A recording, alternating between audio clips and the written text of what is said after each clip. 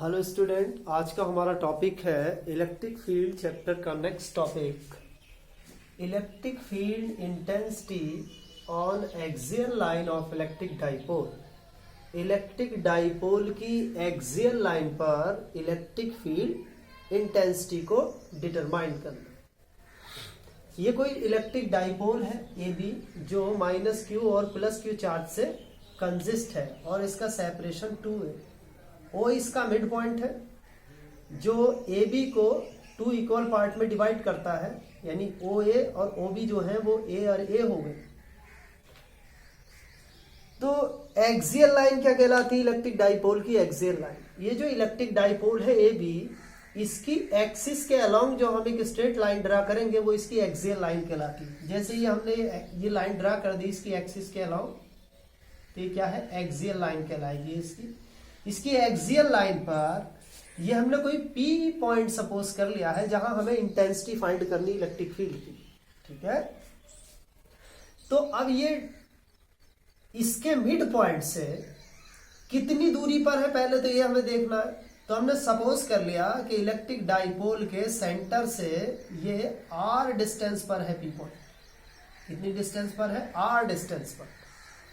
तो अब ये इलेक्ट्रिक डाइपोल +q और -q चार्ज से कंसिस्ट है। तो पहले +q और -q चार्ज की वजह से P पॉइंट पर इंडिविजुअल इंटेंसिटी हम फाइंड करेंगे, उसके बाद फिर इनकी रिजल्टेंट इंटेंसिटी हम फाइंड करेंगे।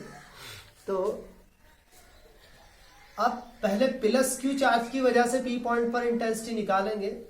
तो इलेक्ट्रिक फील्ड की इंटेंसिटी ये जो एक्सियल लाइन है इसके तो अलोंग होगी P पॉइंट पर, और पॉजिटिव चार्ज है तो away from the positive charge यानी आउटवर्ड होगी इसकी। इसे E1 कह दिया, E1, ठीक है। ये एक्सियल लाइन के तो अलोंग लेंगे हम इसे और डायरेक्शन बाहर की तरफ कर देंगे इसकी, क्योंकि पॉजिटिव चार्ज है। ये बात मैं आपको पहले क्लियर कर चुका हूं कि पॉजिटिव चार्ज से जो इलेक्ट्रिक फील्ड लाइन निकलती है वो आउटवर्ड निकलती है, बाहर की तरफ होती है इनकी डायरेक्शन, और निगेटिव चार्ज की तरफ को वो आती हैं, इनवर्ड होती हैं, ठीक है। तो अभी हम +q चार्ज की वजह से ले रहे हैं P पॉइंट पर इंटेंसिटी, तो वो क्या होगी? Outward from the positive charge along axial line. और अब -q चार्ज की वजह से P पॉइंट पर इंटेंसिटी लेंगे तो इस एक्सियल लाइन के along toward the negative charge. Negative charge इधर है ना, तो निगेटिव चार्ज की तरफ को होगी इसकी डायरेक्शन, ठीक है। और इस एक्सियल लाइन के अलोंग, और पॉइंट P है दोनों का। अब इस P पॉइंट पर दोनों चार्ज की वजह से जो इंटेंसिटी है इसको हमने E2 कह दिया, वो अपोजिट डायरेक्शन में है। तो अब इलेक्ट्रिक डाइपोल की वजह से जो इंटेंसिटी निकालेंगे P पॉइंट पर वो इनका डिफरेंस करके निकलेगी। अब इसमें से ये क्लियर हमें करना होगा कि E1 is greater than E2 या E2 is greater than E1। तो इसमें E1 is greater than E2 है। E1 is greater than E2। ऐसा क्यों है? क्योंकि इलेक्ट्रिक फील्ड की इंटेंसिटी जो है वो डिस्टेंस पे डिपेंड करती है, अकॉर्डिंग टू दिस 1/r²। तो इसका मतलब है डिस्टेंस के इनवर्सली प्रोपोर्शनल इलेक्ट्रिक फील्ड की intensity.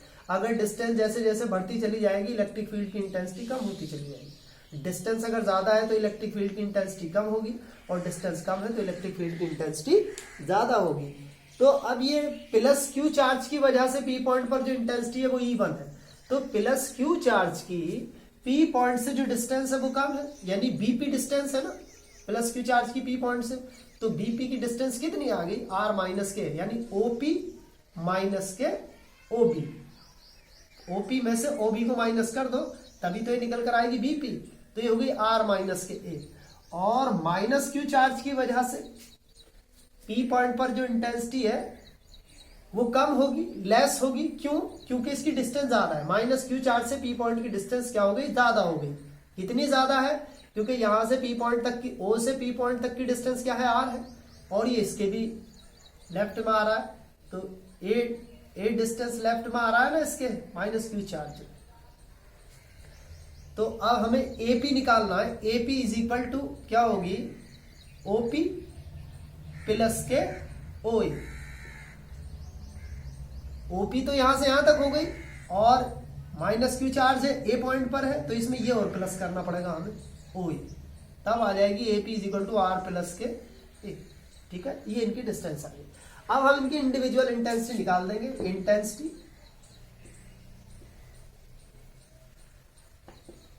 Of electric field at P due to plus Q charge, तो क्या हो जाएगी E1 is equal to 1/4 pi epsilon naught Q upon R square. R क्या डिस्टेंस, प्लस का Q चार्ज लिया तो इसकी डिस्टेंस क्या R माइनस के A whole square. Equation number 1। Intensity at P due to minus Q charge, वो क्या हो जाएगी E2 is equal to 1/4 pi epsilon naught Q upon, अब इसकी डिस्टेंस क्या माइनस Q चार्ज की P पॉइंट से AP, तो AP क्या है R प्लस के का होल स्क्वायर। अब रिजल्टेंट इंटेंसिटी निकाल दे। इंटेंसिटी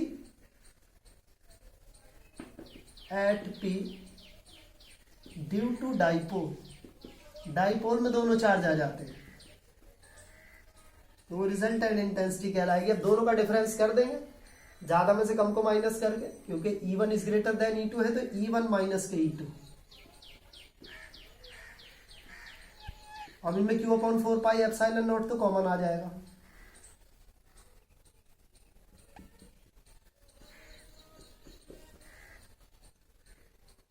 यहां क्या बचेगा, R माइनस के का whole square minus 1/R plus के का whole square.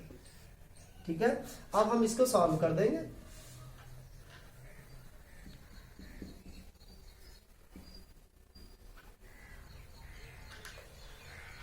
E is equal to Q upon 4 pi epsilon naught. अब यहां इसका ये एलसीएम आ जाएगा R माइनस के A का होल स्क्वायर और R प्लस के A का होल स्क्वायर, R प्लस के A का होल स्क्वायर और R माइनस के A का होल स्क्वायर, इसका एलसीएम आ गया।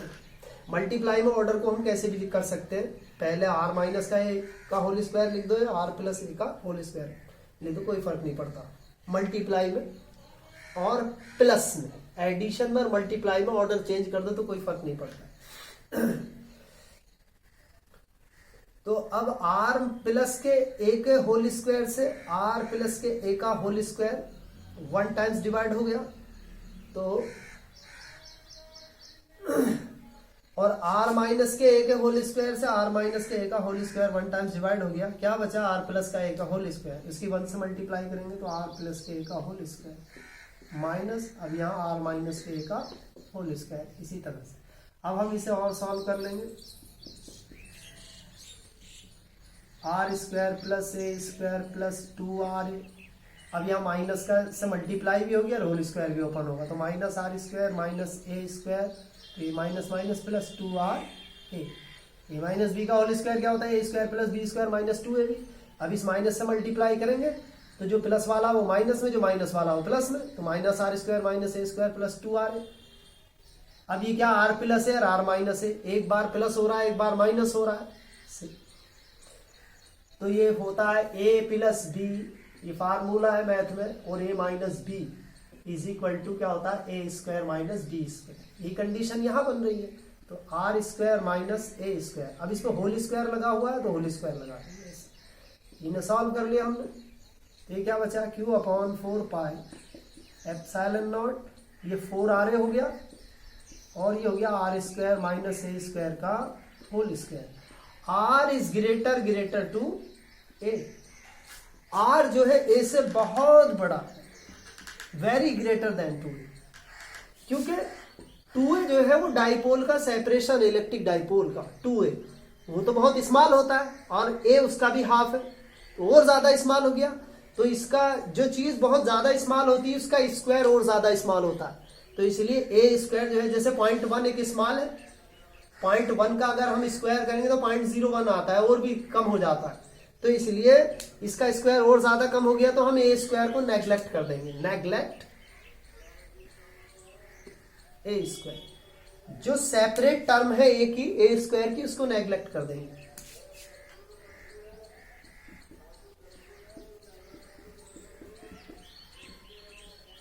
4r। यहाँ ये को नेग्लेक्ट नहीं करेंगे क्योंकि मल्टीप्लाई में है इसका, हमने स्क्वायर टर्म को नेग्लेक्ट किया और यह स्क्वायर।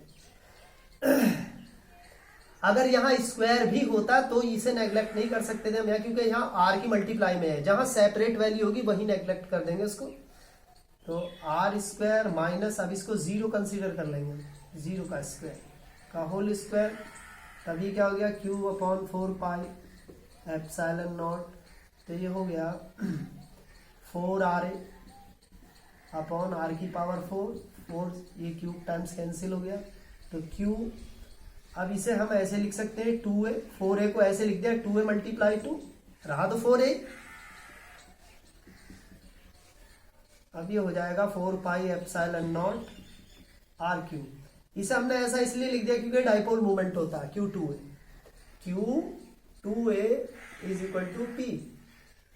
तो अभी क्या आ जाएगा, E is equal to 1 upon 4 pi epsilon naught 2p upon r cube. यही इलेक्ट्रिक फील्ड की इंटेंसिटी होती है एक्सियल।